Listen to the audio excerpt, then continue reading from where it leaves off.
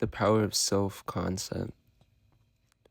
The power of self-concept is very powerful in a sense of you know who you are, you know what you are, you know where you're going, you know everything about yourself. Self-concept has honestly saved me from the lowest points of my life.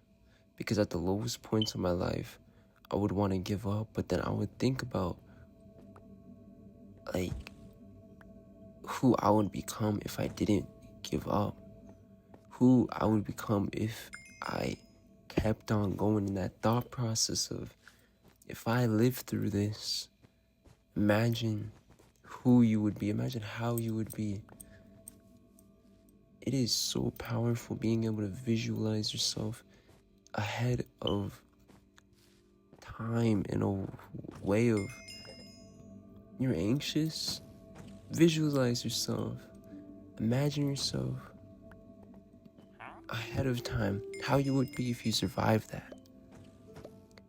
That is so powerful, and it has saved me multiple times when I would feel fear whenever I would kind of want to give up on a certain thing or give up on myself, give up what I'm trying to build, and give up on the businesses I'm building. It is honestly like just powerful thinking about how and where I would be in the future. Being able to visualize where you are in the future is already 2%, like, not 2%, is already 200% proof that you have already made it there. Reality just hasn't caught up yet. If you are able to visualize it, and if you are able to speak it and believe it, it will happen. If you are able to vividly imagine where you would be in a few years or where you would be in a year or so, it will happen. And I promise you, everything that has led up to this moment where we are now has been for a reason. Everything happens for a reason. Everything. From the downs to the ups to every part of life. Everything happens for a reason. Even if it is really negative, you live through it and you realize who you get to become. You realize who you were able to be after living through that trauma, after living through that hurt.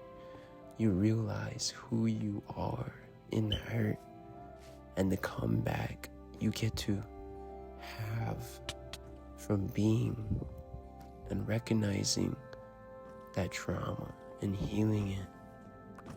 It is powerful.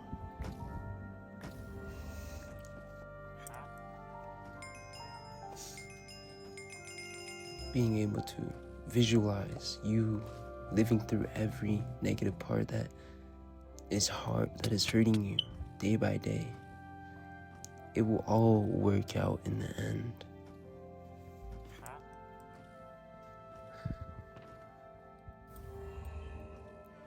Now that doesn't mean go day by day living with your ego. Do not let your ego guide you. Do not allow your ego to thrive within you. Your ego is the thought that is afraid of being humiliated or afraid of losing something, such as if I were to say, you're a loser. Honestly, I would feel kind of hurt too, but it's not us necessarily being hurt. And you're not a loser, you are amazing, you are loved, but you know what I mean. It is just saying that, like,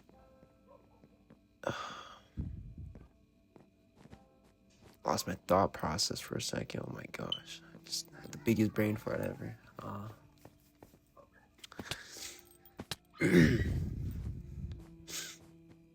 is like just saying like you're a loser. Like,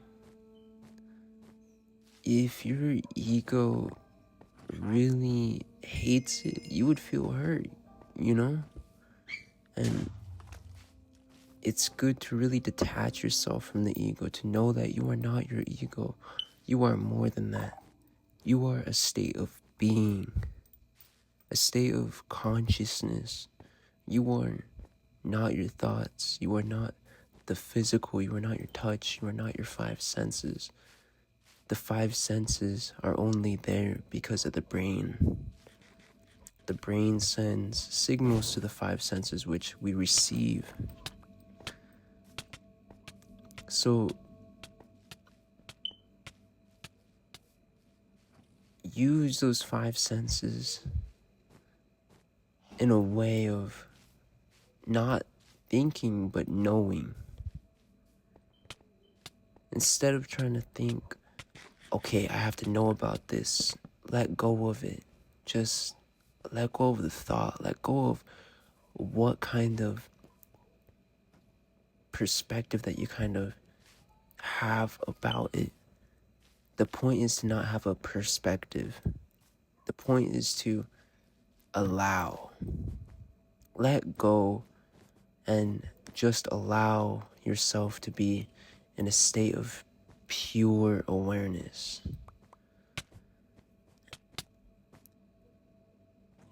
And it will honestly benefit you a lot. It will. Always being in a state of being, it will benefit you and your mindset and your family. It will benefit you in ways that you don't even know. It will allow your intuition to come to you more clearly. It will allow the messages that God needs to send to you will send. It allows you to receive it more clearly. And another thing is perspective. Be open to new perspectives. Always find a way to change your perspective about everything. Life is beautiful. It is amazing. Change your perspective on everything. Put every negative perspective that you have in a box and let it go. Allow yourself to think positive. Allow yourself to kind of just change your perspective once in a while. Of course, it will take some time to fully allow that perspective to be put in place in the subconscious mind. But once you start being able to change your perspective on little things, it's all about the little steps, one at a time. So if you are able to change your perspective one at a time, it will honestly help you so much more. Do not try and do it all at once, or else you will get overwhelmed. You will get stressed out. You will not do what you feel like you need to do or what you know you need to do. So just allow. Allow and be aware. Aware in a way of everything is about perspective. Everything. Anxiety is always about perspective.